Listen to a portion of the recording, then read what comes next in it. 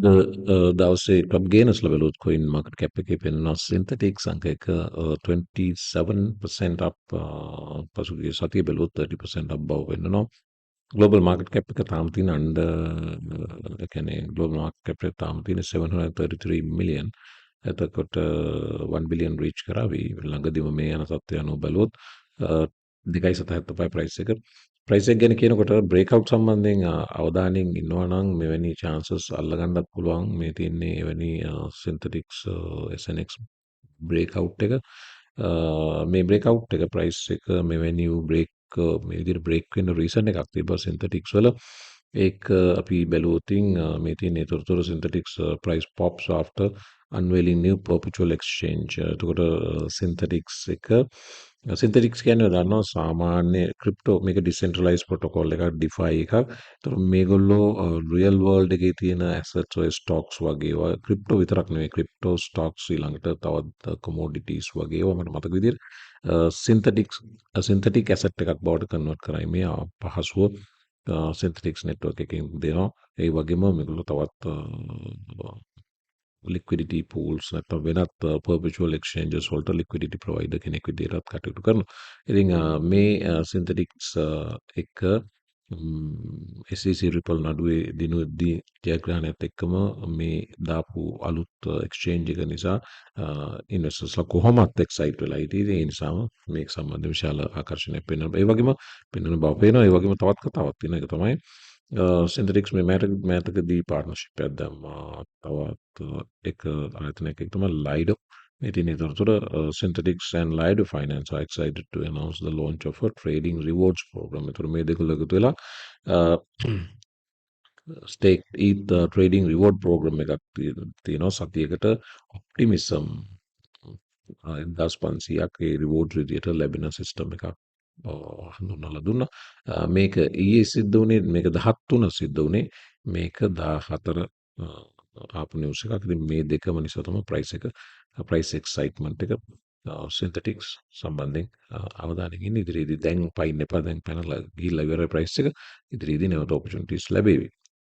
breakout ගැන කතා කරනකොට breakout එක to the upside තමයි අපි කලින් පෙන්වුවේ synthetics එක. එතකොට break down නැත්නම් මේ breakout එකක් අපි මේක price එක crack වෙන පහළට crack වෙන අවස්ථාවක් මෙවැනි charts watch කරා නම් මේ වගේ levels වලින් price opportunities ඕගලන්ට traders ලට මේ daily chart එක නිසා මේක ගොඩක් swing traders ලට නැත්නම් investors ලට උනත් මේ opportunities investors ලට උනත් හොයා ගන්න පුළුවන් විශේෂයෙන්ම swing traders ලට මේ අපි කතා කරේ ගොඩක් කාලෙකින් කතා කරේ නැති altcoin සම්බන්ධයෙන් මේ chart එක ඇවිල්ලා Algorand price එක පසුගිය කාලෙම වටනවා යට පේනවා. මේ වෙනකොට 7.11 දක්වා drop වෙලා තියෙනවා. ඉතින් නමුත් ඉදිරියේදී පොඩි chance එකක් Algorand වලට ලැබිය හැකි බව මට පේනවා. chart එක පෙන්නද්දී මේ දෙවෙනි සුදුවිර දැම්ම breakout එක ඔයාලට පෙවුන්නේ නැත්නම් ඒක පේන තැනට හැවුරු කරගන්න අන්න පළවෙනි line එක අයින් කරා.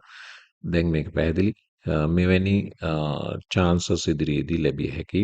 දැන් නැවතත් Algorand previous level එකක් retest කරන තැනට ඇවිත් තියෙන බව පේන තියෙනවා. ඉදිරියේදී Algorand opportunity එකක් මේ හරහා ලැබෙන්න පුළුවන්. ඒ විතරක් නෙවෙයි දැන් අපි බැලුවොත් on chain data මේ තින්නේ Algorand සම්බන්ධ වාර්තා a detour may be on the cards for Algo thanks to these findings.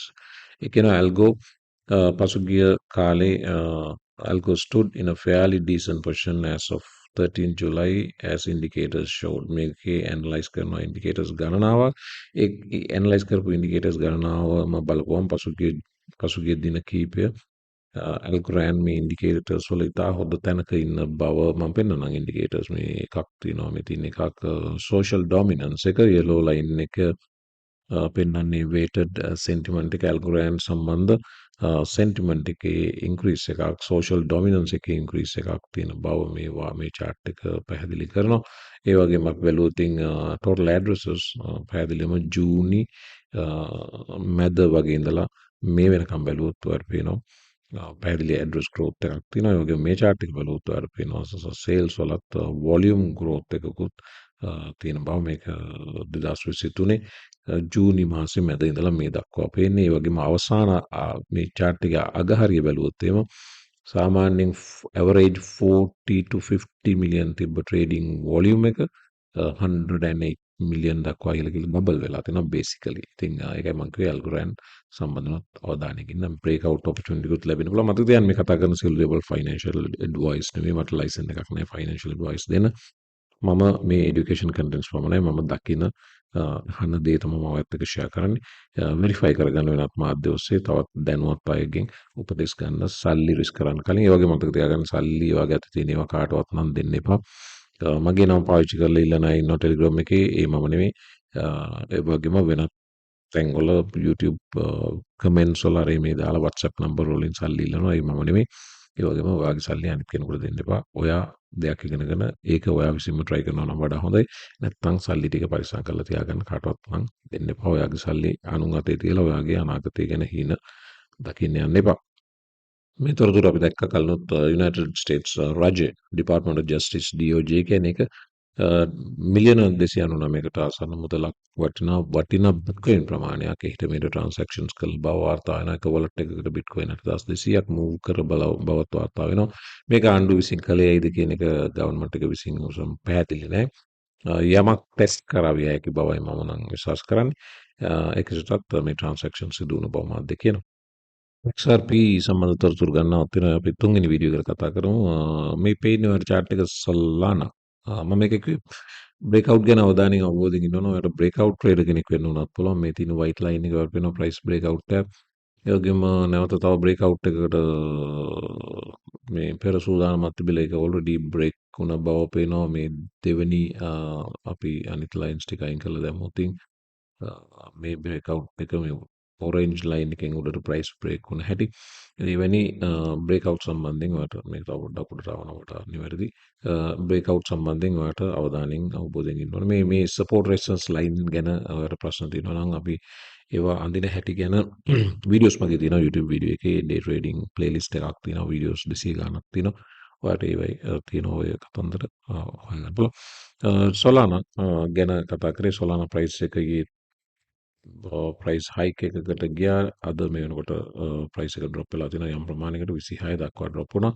ඉතින් ඒක කෙසේ වෙතත් ප්‍රයිස් එක පසුගිය 18ට වැටලා ඊට පස්සේ මේ වර 12ට වැටලා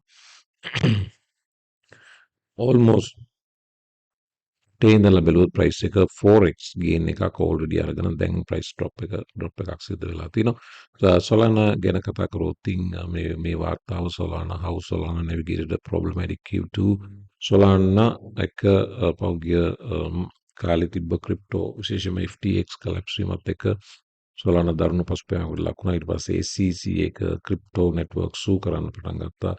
ඒකිනුත් දැඩි පසුබෑමකට වගේම Solana freeze වුණා නෙට්වර්ක් එක ඔයාලට මතක නම් ඒ Solana freeze එකත් එක්ක ප්‍රයිස් එක ඩ්‍රොප් වුණා. ඉතින් ඒ නිසාම Solana staking program එහෙම ඊටාම පහළ අඩියකට වැටෙන බව මේක වාර්තා කරනවා. ඒ වගේම බැලුවොත් market cap එක of Solana decreased 9.2 again quarter on quarter after SEC allegations in June SEC එකේ චෝදනාත් එක්කම market cap again close to 10% drop වීමකුත් සිදු වුණා. එතකොට ඔයාලට මේ පේන්නේ මේ market cap මේ blue patch එක circulating market cap එක වගේම daily revenue එකේ යම් drop වීමකුත් සිදු වුණා. ඉතින් තව බැලුවොත් තව chart එකක් තියෙනවා මම පෙන්නන Solana සම්බන්ධයෙන් Solana network එකේ traffic එක අඩු කරන්න ඒගොල්ලෝ priority fee එකක් introduce කරා. ඒ priority fee එක නිසා Solana එකේ traffic එක අඩු වුණා ආදායම වැඩි වුණා. නමුත් priority fee එක මේ පසුගිය කාලේ market එක drop වෙනවත් එක්කම priority fee එකක් ගෙවලා transactions වලට එන අයගේ අඩුවීම එක්ක Solana network එකේ revenue එක drop වීමකුත් සිදු වෙලා තිනවා. ඒ කෙසේ වෙතත් Solana සම්බන්ධයෙන් මෙතන stakers ලගේ drop එක stakers ලගේ අඩුවකුත් සිදු වුණා. ඒ කෙසේ වෙතත් Solana මෙවැනි ප්‍රශ්න මැද්දේ වුණත් Q2 එක අවසන් කරලා මේ වෙනකොට Solana සම්බන්ධයෙන් investors ලගේ attraction එකේ grow වීමක් පේන්න තියෙනවා අර on chain data වල යම් දුර්වලතාවයක් තිබ්බත්. ඉතින් ඒ නිසා Solana මතක නම් ඔයාලට previous all time high එක $260ට ගියප එක. තාම තියෙන 26 වුණොත් ඒ කියන්නේ තවත් 10x gain එකක් technically ගන්න පුළුවන් potential එකක් තියෙන altcoin එකක් watch එකේ. ඔන්න අනිත් වීඩියෝ එකට තව තොරතුරු ගොඩක් තියෙනවා අපි share කරගමු.